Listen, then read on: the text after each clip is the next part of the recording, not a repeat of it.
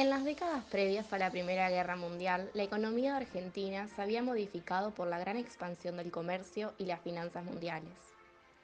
La fertilidad de la pampa y el ingreso masivo de capitales extranjeros y de inmigrantes europeos habían desatado una rápida modernización y permitió al país integrarse al mercado mundial como principal exportador de carnes y cereales.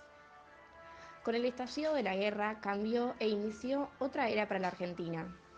Con la crisis de Balcanes en 1913, la corriente de capitales extranjeros hacia el país se revirtió.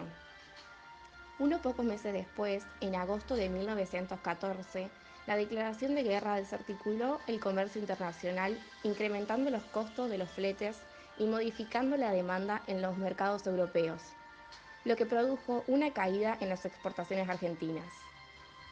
Para la economía abierta, que era entonces en Argentina, en que las exportaciones representaban el 30% del Producto Bruto Interno, tuvo fuertes efectos depresivos sobre el nivel de actividad interna. Debido a esta situación, el presidente Victorino de la Plaza se vio obligado a promover un conjunto de leyes de emergencia. Entre ellas se destacó el cierre de la caja de conversión y la suspensión de la convertibilidad de la moneda. El presidente Hipólito Yrigoyen, que asumió al cargo en 1916, implantó el cobro de derechos a la exportación e incluso propuso un impuesto a la renta, pero este no prosperó en el Congreso. El Estado también recurrió al crédito externo, pero las condiciones internacionales solo posibilitaron realizar operaciones en los Estados Unidos y con intereses muy altos. Por otro lado, los cambios en la demanda mundial y la evolución de los precios internacionales pusieron a la producción agrícola en crisis. Comenzó así un periodo de disminución del área cultivada con cereales, lo que se prolongó hasta 1921. En sentido contrario, la mejora de los precios de la carne impulsó el aumento de la superficie dedicada a la ganadería, haciendo que en 1916 la suma del valor de las exportaciones superara los 500 millones, beneficiando a la oligarquía ganadera. En 1917, la guerra sin restricciones suponía un grave peligro para el comercio con Gran Bretaña. El hundimiento del vapor Monte Protegido levantó una ola de protestas en el país.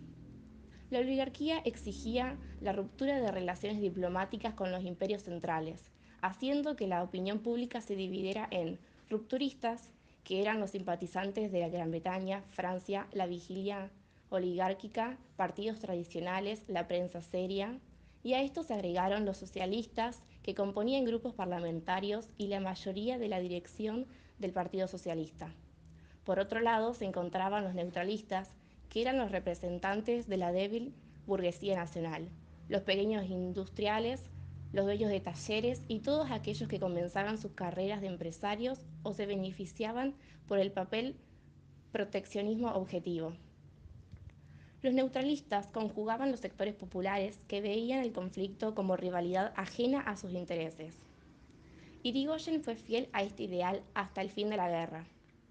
En julio de 1917, la escuadra norteamericana que patrullaba el Atlántico puso a nuestros puertos en proa y el embajador estadounidense comunicó al gobernador que la flota ingresara a Buenos Aires incondicionalmente. Irigoyen le exigió borrar esa palabra de la comunicación oficial y como éste se negó, el presidente le informó que el acceso a la nave sería denegado. Firmes fueron las actitudes del gobierno nacional frente al embajador inglés, que se manifestó en favor a la ruptura de la neutralidad y la reclamación a Alemania por el hundimiento de la nave. Argentina, no satisfecha con la ruptura de la Cancillería germana, exigió pura libertad en los mares para las mercantes nacionales y la reparación de los daños materiales y morales, los cuales fueron aceptados por los alemanes.